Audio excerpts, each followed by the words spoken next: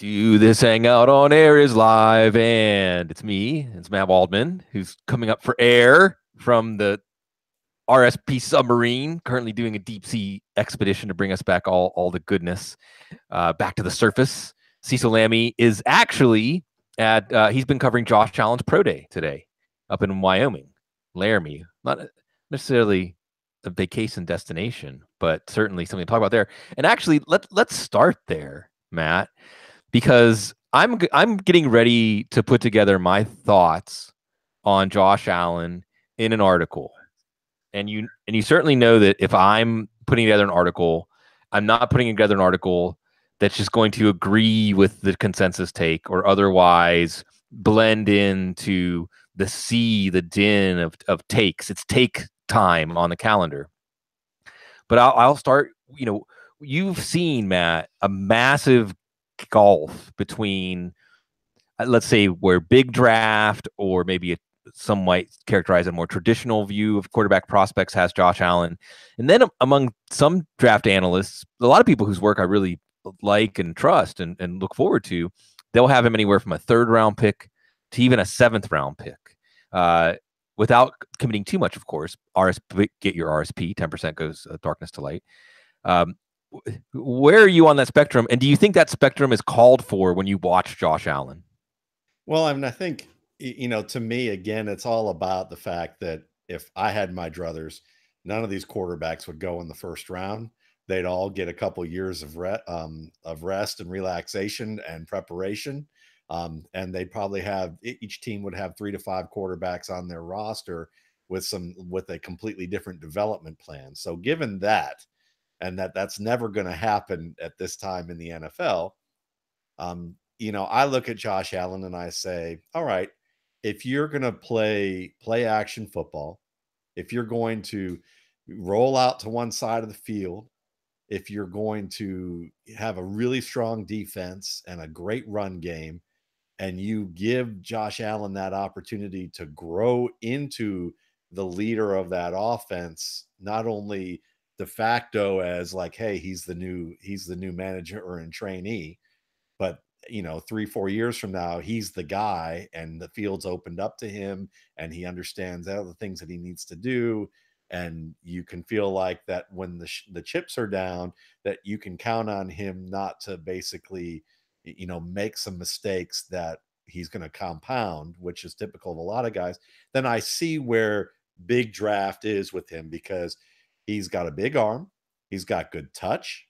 He's someone who, when he can climb the pocket on the move, he can make some nice plays. He's someone that, you look at when people hang off of him, he can be able to make some plays on that level. Roethlisberger-esque. Yeah, certainly. So you can see the shades of Ben Roethlisberger athletically of what he can do. So for me, I look at that and I go, I get it. I understand why people like him. I understand why it's okay. And listen, there's also this other thing that's there, which is, and it's usually by the reactionary part of our draft Twitter, which is kind of the younger dudes who are like wanting to rail against the system, which I'm okay with. I like that. But you don't have to hate Josh Allen because you like Lamar Jackson. Josh Allen didn't do anything other than be Josh Allen, which is a pretty darn good college quarterback.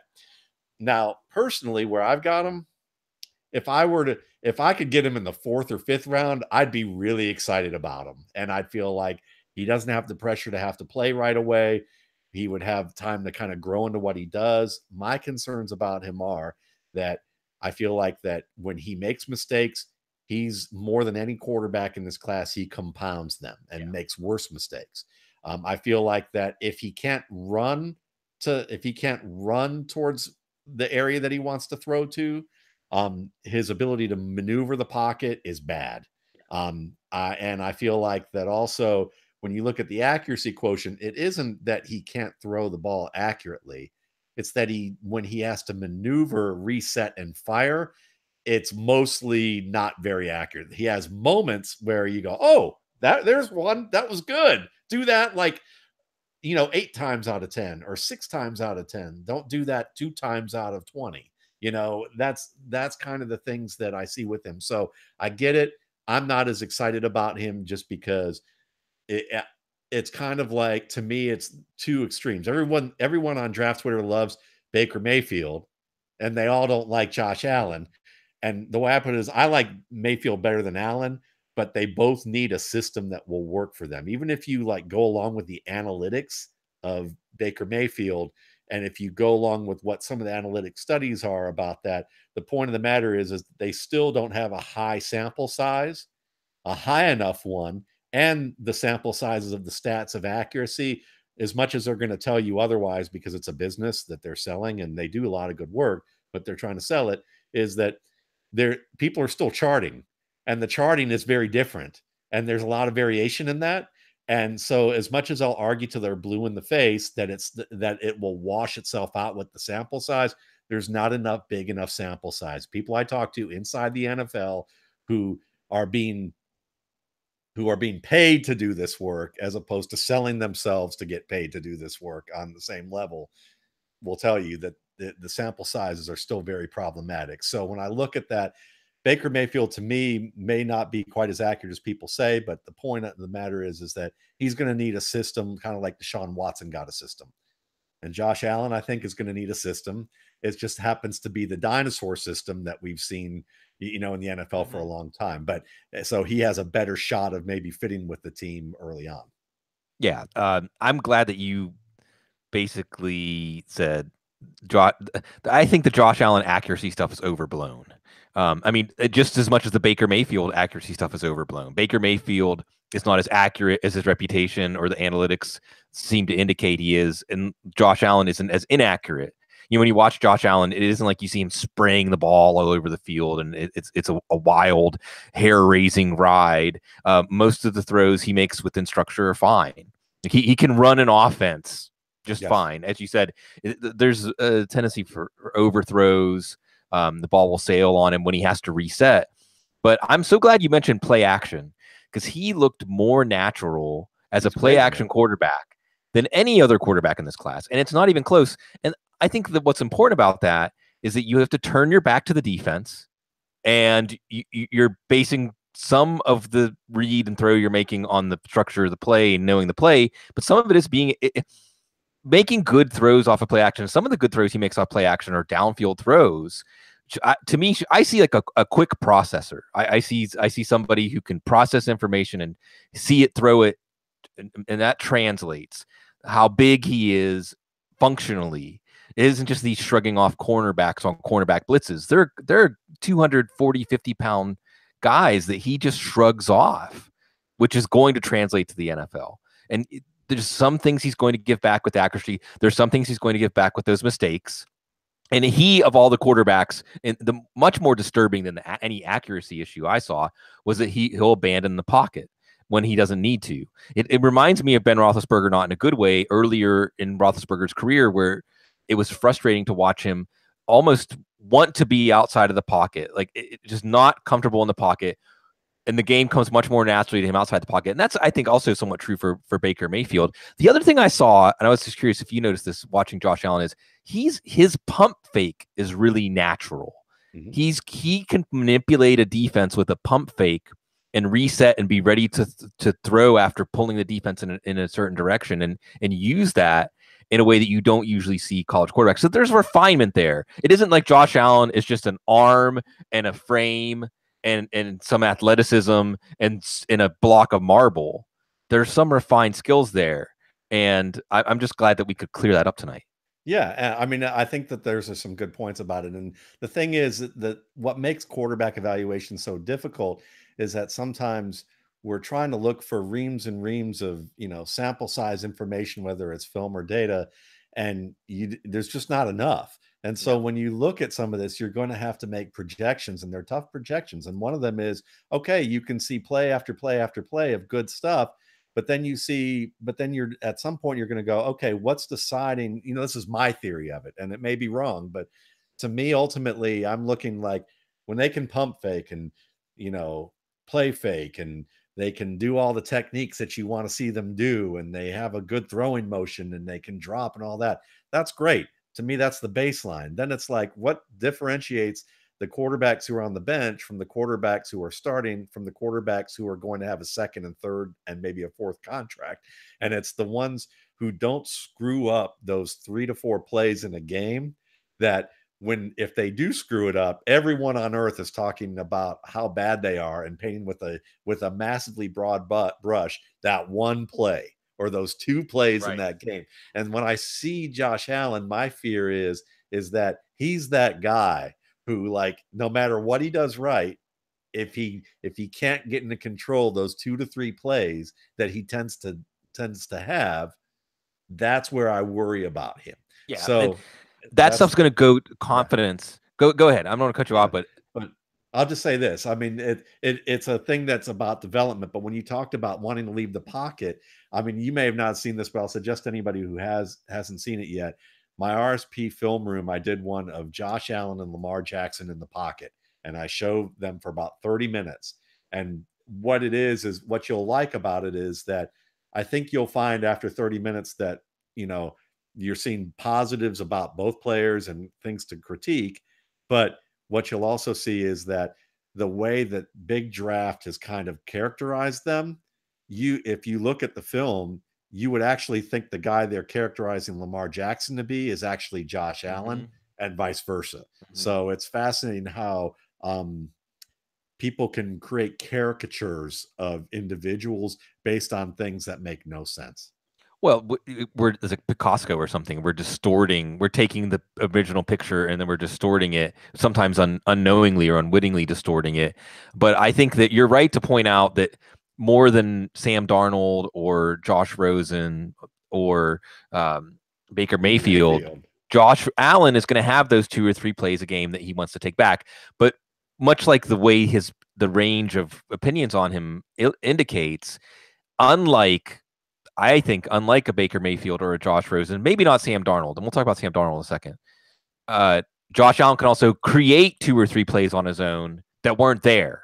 He could. And maybe balance that out in a way that he could. So, because, watching one of the things I had to say just to try to sum this up in terms of quarterback evaluation across this top 5 is Josh Allen's accuracy, which is what everyone wants to point at as a potential fatal flaw, doesn't worry me any more than Josh Rosen's reactions to pressure.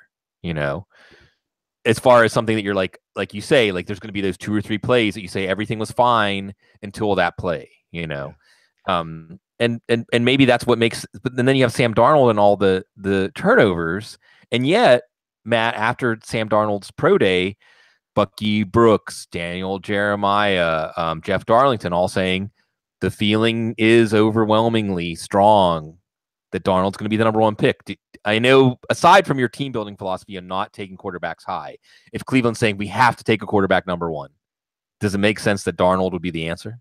Yeah, it would. And I think that Darnold is a good choice on that end. I would prefer Rosen, but I think that if you're going to take guys that you want to play right away and have a low chance of being ruined immediately, because there's a part of me after going through all this process, of writing this RSP and doing all the study, you kind of come to this thing of where when you study quarterbacks, you look at it this way. You're like, I really love studying quarterback play. It's fascinating. It's a great process, and it's a fun exercise. You learn so much about the game.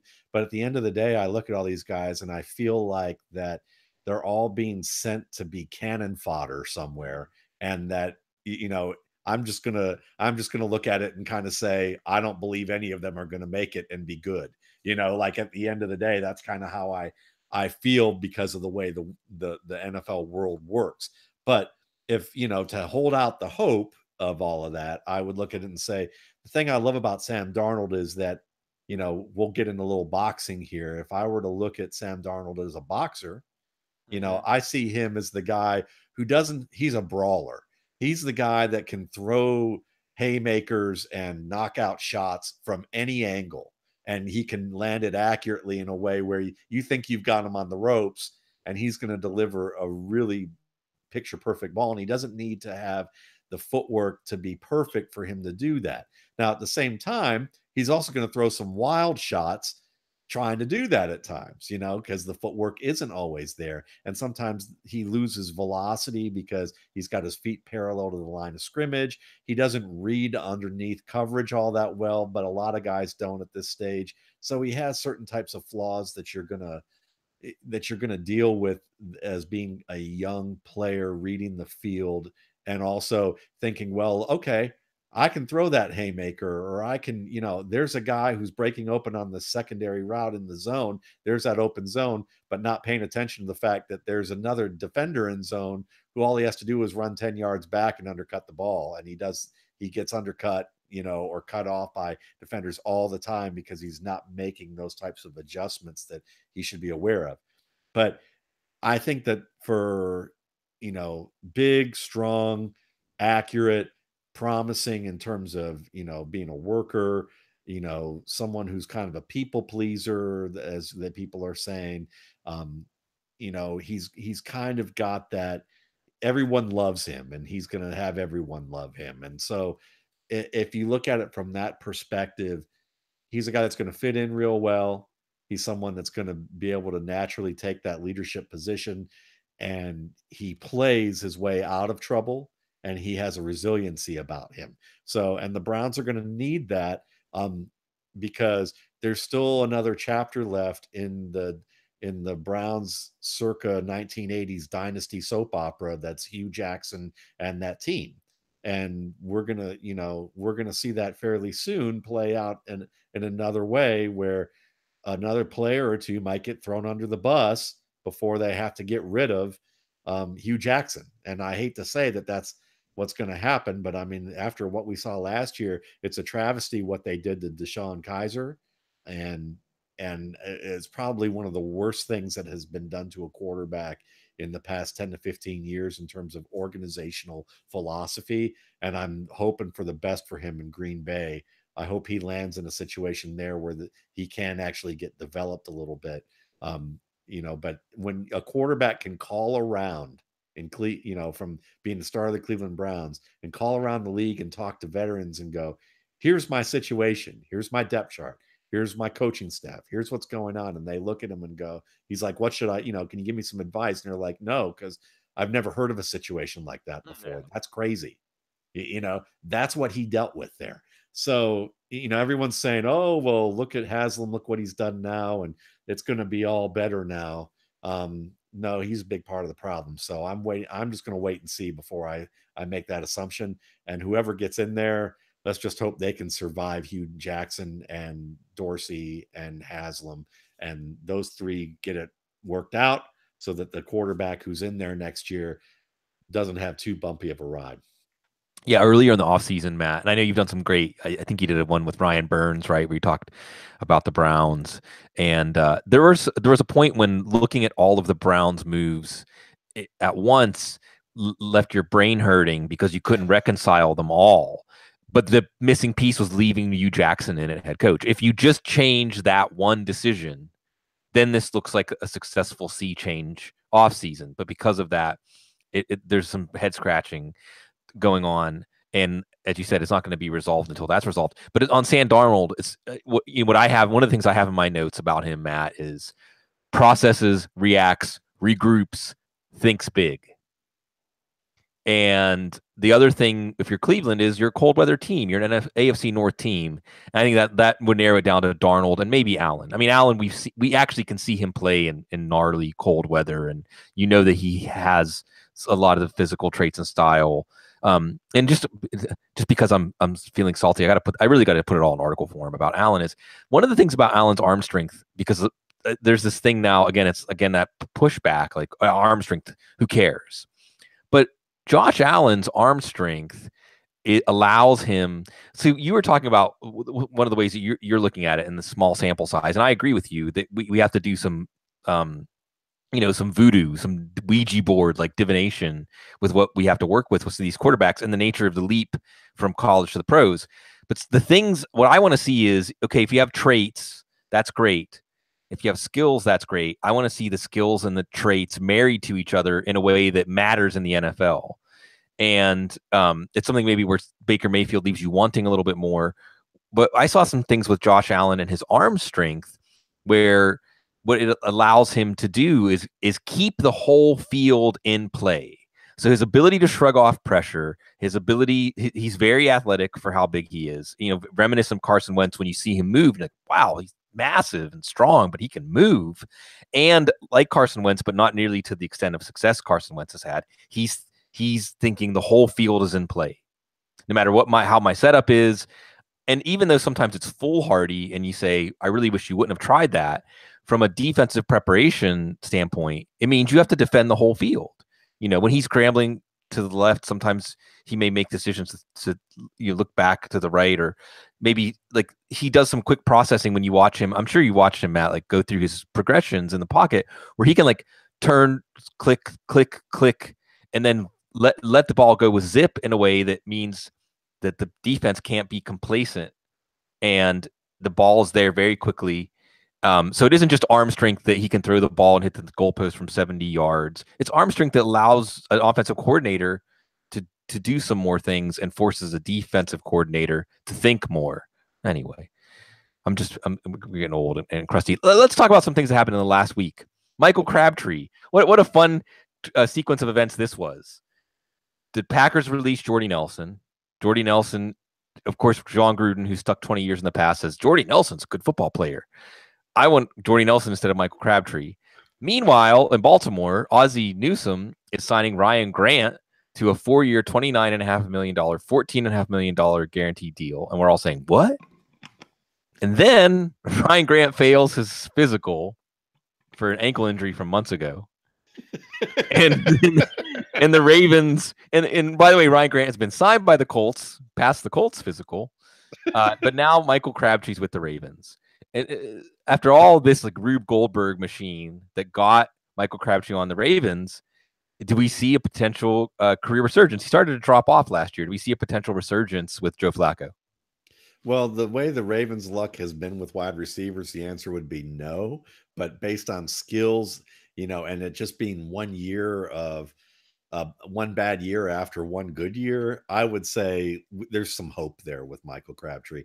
And the fact is that the Ravens really, it was funny because Charles McDonald, who is a friend of our show, was at the combine and he asked Ozzie Newsome about some different things. And Ozzie Newsome literally just said, he just admitted, we've been bad at picking wide receivers. We've been bad at drafting them. That's one of our weak points as a position. So it was refreshing to hear a GM literally say, we stink at this, because it's been apparent to all of us for about the past 5 or 6 years. So there was no hiding around that. And so it was refreshing to hear. And that means, get the casting call out and do some free agency work, because usually when you pick free agents, you've done a pretty good job. And that, we look back at Steve Smith, Anquan Bolden, Mike Wallace, and the like. I think it's not a bad play, especially in the red zone, because they haven't had luck with picking tight ends either. So anybody who has to catch the ball, they've done a poor job of. So when you look, not since Todd Heap, I guess. So when you look at it from that standpoint, Michael Crabtree can still give you that kind of slot player role and be more of a natural slot guy there, as opposed to having to play outside in the Oakland Raiders system, which was, they were doing more two receivers, tight end type of work, or 2 tight ends so that they could power run. And Crabtree was kind of a little out of position at this stage of his career, because when he had that resurgence after the injury with the 49ers, he played a lot in the slot. So, he's still quick enough, but you get him in the middle of the field with his route running, I think there's a chance for that to be successful in Baltimore. 80, 85, 90 catches, leading the team in targets and receptions, unless, knock on wood, somehow John Brown stays healthy. I would love to see that. And I like that move, that 1 year, $5 million move, more than Ryan Grant for 1 year, $5 million in Indy. But Indy said, we'll still address our passing game. They got Eric Ebron, 2 years, $15 million, after Detroit, with facing the prospect of paying him, I think, 8.25. And by the way, Bob Quinn, I think, from the Lions, said back in January, Eric Ebron, we signed him, we tendered him, he's going to be with the team next year. No, he's not. He's going to be released. The Colts get Eric Ebron, and I understand the angle here. I mean, you got T.Y. Hilton and nothing really at wide receiver now. You have Jack Doyle, a workman like a lunch pail guy, but now you have Eric Ebron, who's you're bringing in as a potentially skilled receiver. I've never been the biggest fan of Eric Ebron, but last year he seemed to have the light bulb go on in the second half of the year, and this could be a player that could fill a big vacuum of targets with Andrew Luck coming back. What do you think of pairing Andrew Luck with Eric Ebron? I'd be a little nervous because of the things that you just described. I mean, I wouldn't want to leave that room with the light bulb because I wonder if it's going to start flickering. But you might have to, maybe Luck will have the touch to kind of just flick that light bulb in the socket and make it stay on. And if that happens, then we're good to go. He is a talent. I've been with you. I've never really loved Eric Ebron. He's a great talent, but he hasn't put it all together. But in this offense, there should be no reason this is going to be his shot. And if he can't do it, then he'll be out of the league after this year, or just he'll be out of a starter position pretty much for the rest of his career. I think if he doesn't make it here, because this is the grand opportunity with, one of the smarter quarterbacks in the league type of thing. And it's his second chance. So schematically, it's nice because you're going to see them probably spread things out a little bit more if they're going to rely more on Marlon Mack, because they're going to want us. That means that Ebron's probably going to play a little bit more from the slot. He'll probably be on the wing a little bit more. You'll see more outside runs. You'll probably see more spreading the field, hoping that they can spread out the defense maybe a little bit more for Mack. And then depending on, if they don't love Mack like I think they do, then they'll draft another running back. And I'd love to see them get a guy like Rashard Penny, and they could actually do what they wanted to do with Frank Gore, but actually get more speed out of the deal and break more long runs.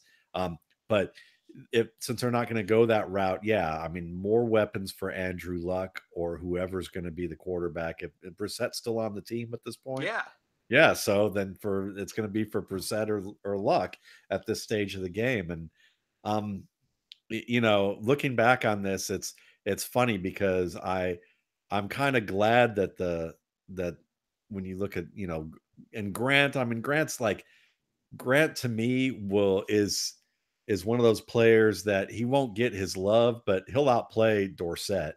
Dorsett's no longer there, but he'll outplay what Dorsett's role was.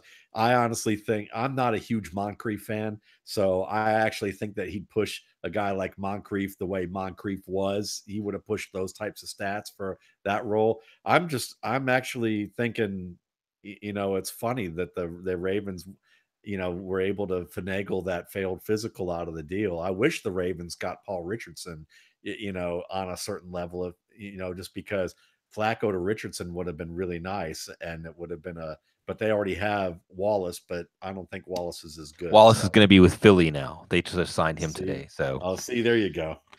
So we needed that. And so Philly does this thing where basically they trade Torrey Smith. Craig Rosenthal pointed this out, the math. Like they trade Torrey Smith for Daryl Worley, Mike Wallace, and cap room, and that's Howie Roseman. What will you do for your next trick? Since you mentioned Paul Richardson, and you've been, since before Paul Richardson was surprisingly drafted very high, a supporter and wanting to point out to people the things that have shown up in the pros about his game. What do you think of Paul Richardson with Alex Smith? I think it's pretty good because as someone who used to be pretty down on Alex Smith's deep game, you can see that over the years it's gotten better and better and better. It's been incrementally better.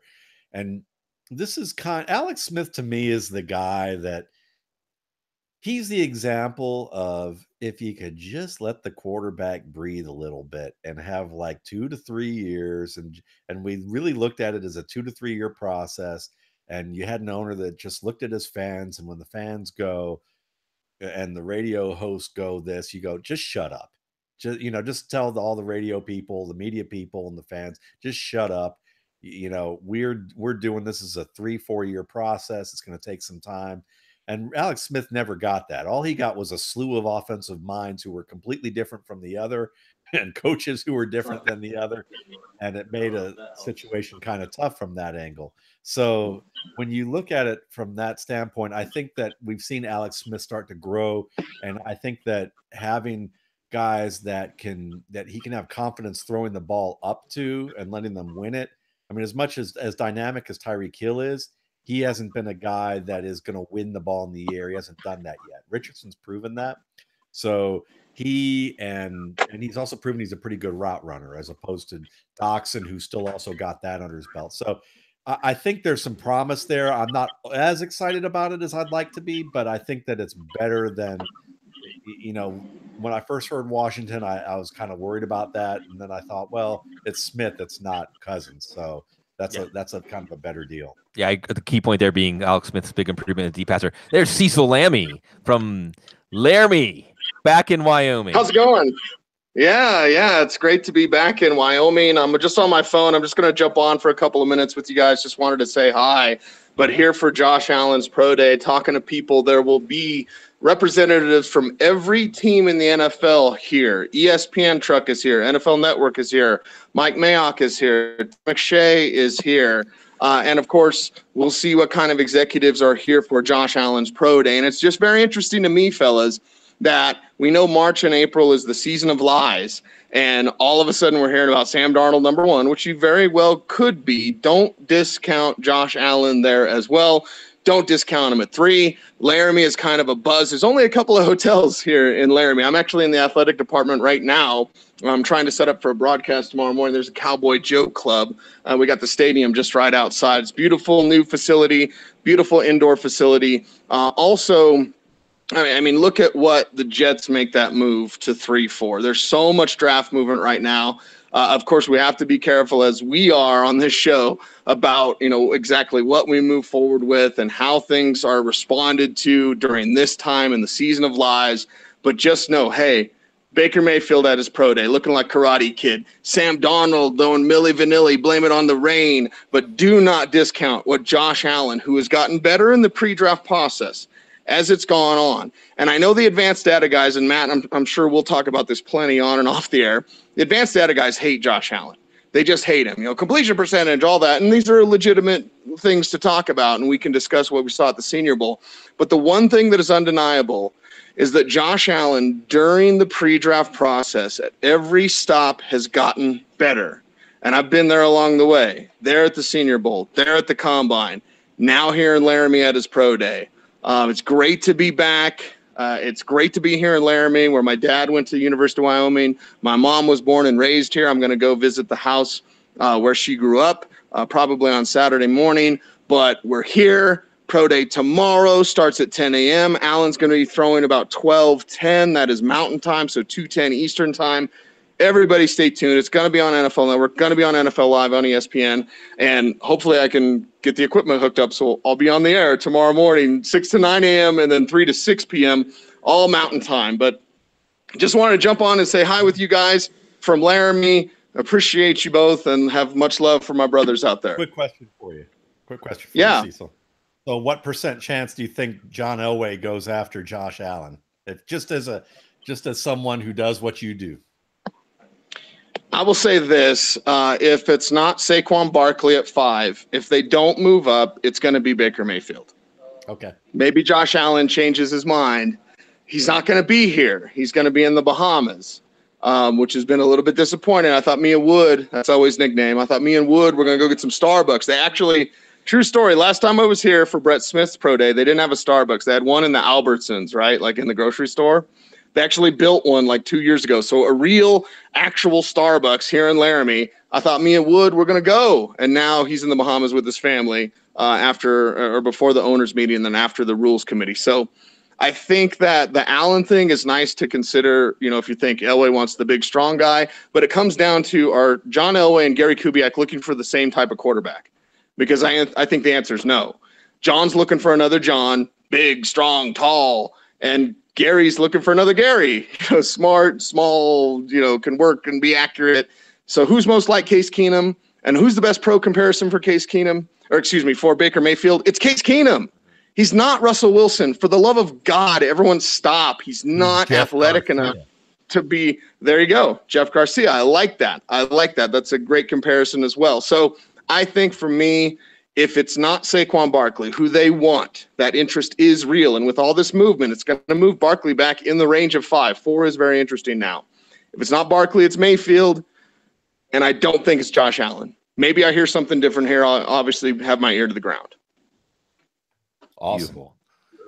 That's wonderful. Thank you, Cecil. It's in so many wonderful things. Cecil being back in Wyoming things are right. Let's say hi to Nature Chick for us. I will do that.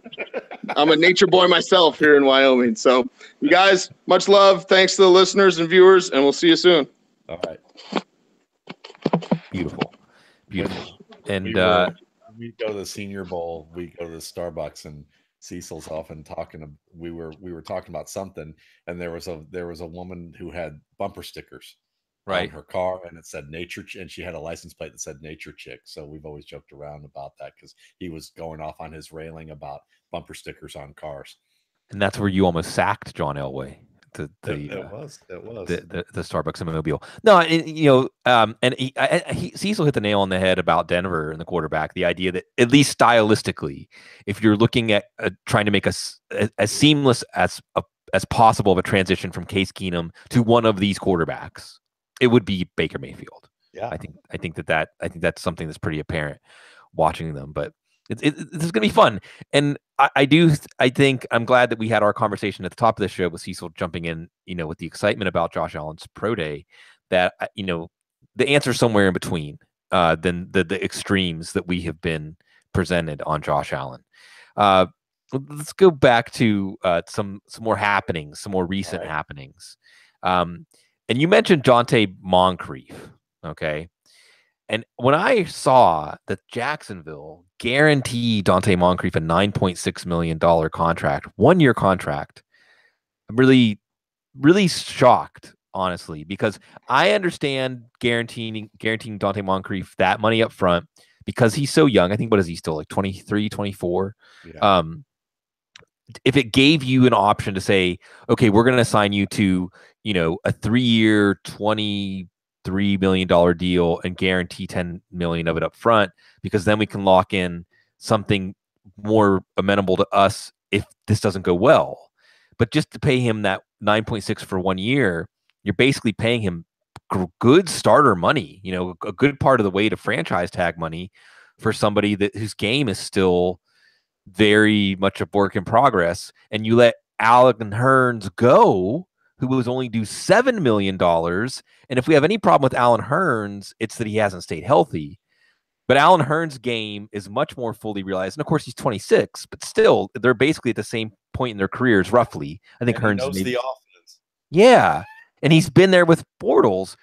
This one, I don't understand. He plays 4 positions on the field in terms of like the different positions that he can line up in, as opposed to Moncrief. So to me, this is like a cocoon. Yeah. Like the AFC South somehow got like the Jaguars are in some AFC South cocoon, and they don't realize that they are. And I don't know about the way you explain the finances are interesting, because to show that contrast of what they could have paid and what they ended up paying for, it's this weird mentality that almost looks like, well, we're in our window right now, and let's, with the Bortles deal and now with this, and you just wonder, where they're trying to go and what their vision is with how all this works out. And to me, to let go of like 2 of your top receivers, even though they weren't healthy for a lot of the year, or one for none of the year, and then get a guy who's not all that experienced, not experienced in the offense, doesn't play but one position on the field, and you're only going to let him have 1 year to see how it all works out, and then you're either going to have to pay him a boatload if he does great, or just let him go.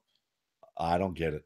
Yeah, it doesn't make sense. And I think the 4 teams that are in the running now for Hurns are these reported: Cowboys, Jets. He was in Dallas. He's headed to visit the Jets now, and the Jets are going to sign Terrell Pryor. We can talk about that. And the Browns and the Ravens. But I would be shocked, honestly, if Allen Hurns on a per game basis didn't outperform Dante Moncrief this year. And Moncrief has had his own injury problems. Yeah. What do you think about Terrell Pryor to the Jets? Since I floated that one out there, highly likely he's going to sign with the Jets, according to Ian Rappaport. Yeah, I mean, I thought Terrell Pryor was going to have a really good season last year, and I thought the transition was going to be easy, and it turned out not to be easy at all. And he lost his confidence dropping passes in the preseason. And he was hurt early in too. the year. Yes, and he was hurt. So when you look at all that together, it's hard for me to look at what he did in Cleveland 2 years ago and reconcile that with what he did last year. You know, and people will say, "Oh, he's, he was a fluke," and I don't think he was a fluke at all. So I think that we're going to wind up in a situation where I just hope that he lands in a good coaching situation, that he can, that he's not somewhere where a Gruden is coaching him. And I hate to be down like that, but certain coaches are better with veterans than they are with young players. And to me, the Gruden family strikes me as the type of personalities that you want, guys who are really well developed in what they do, who are veterans, who can push back on a coach, who aren't going to get worried about losing their confidence when the coach lays into them. And I think that that's what the situation is right now. With Terrell Pryor, he needs a coaching staff that's a little bit more developmental and a little bit more patient, and I don't think that he had that last year. So it looks like Bloom got a little bit frozen here on his feed. So I think some of the things that would be worthwhile is we'll just talk a little bit about I think some draft stuff just until we can get Bloom back on here, because it looks like we got a little frozen. Not sure what all happened. But one thing that's been interesting to me, I've been looking at this tight end class, and it's something that's not really been discussed an awful lot. So it looks like we're going to sign off. I'm going to go ahead and get going, I guess. All right, well, there we go. We'll talk a little bit more about draft stuff in a minute.